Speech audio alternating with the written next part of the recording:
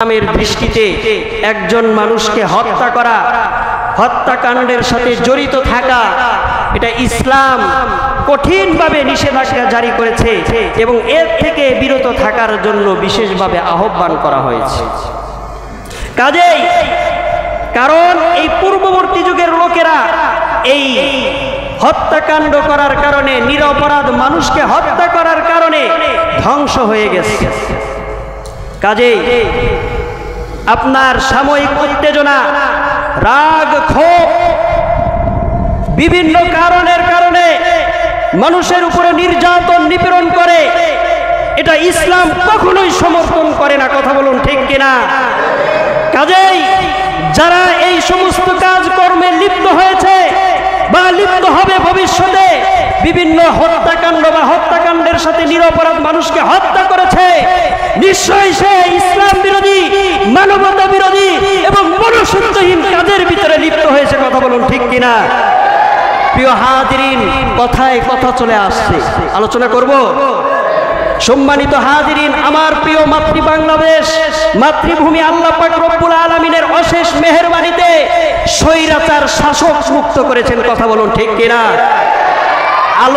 আলোচনা চলে আসলো নিরপরাধ মানুষকে হত্যা করা কবিরা গুনাহ, এই জন্য আলোচনায় নিয়ে আসলাম। প্রিয় হাজিরিন, বাংলাদেশকে আল্লাহ পাক রব্বুল আলামিন পুনরায় স্বাধীন করেছেন। তিনি কে খুব ভালো করে বুঝতেছেন। তার নিজের ক্ষমতাকে টিকিয়ে রাখার জন্য, নিজের স্বার্থ হাসিলের জন্য, নিজের গতিকে টিকিয়ে রাখার জন্য যেই সমস্ত লোকেরা তার বিরুদ্ধে হকের আওয়াজ তুলেছে, হকের কথা বলেছে, তাদেরকে দমিয়ে রাখার জন্য হয়তো তাদেরকে একবারে শেষ করে দিয়েছে, নতুবা তাদেরকে বিভিন্ন হামলা মামলা দিয়ে সেই আয়না ঘর এবং হাওয়া ঘরের মতো জঘন্যতম গুপ্ত ঘরে বন্দী করে দিয়েছে। কথা বলুন ঠিক কিনা? সম্মানিত হাজিরিন, কি বলবো, সে এতটাই নিচু পর্যায়ে চলে গিয়েছিল, তার ভালোর জন্য হযরত উলামায়ে কেরাম বলেছিল, ভাস্কর্য নির্মাণ করা যাবে না, আপনার বাবার কবরে আযাব হবে। এটা কি ভালো কথা বলেছিল না? কথা বলেন। কিন্তু এটাকে বিপরীত মুখে, এটাকে ধামাচাপা দেওয়ার জন্য হাজার হাজার শত শত উলামায়ে কেরামকে বিভিন্নভাবে হামলা মামলা দিয়ে এটাকে ধামাচাপা দেওয়ার জন্য ইসলাম বিরোধী কাজ করে হযরত উলামায়ে কেরামকে জেলের ভিতরে ভরে দিয়েছিল। কথা বলুন ঠিক কিনা? তিনি মনে করেছিলেন যে আমি যত ক্ষমতাবান, আমাকে দমানোর জন্য কেউ নাই। কথা বলুন ঠিক কিনা? কিন্তু আল্লাহ পাকের ওই আয়াতকে সে হয়তো ভুলে গিয়েছিল। আল্লাহ ছাড় দেন কিন্তু ছেড়ে দেন না। আল্লাহ তাআলা অধঃপতন দেখিয়েছেন কি দেখার নাই?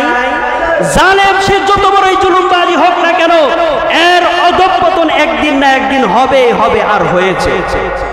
কথা বলেন।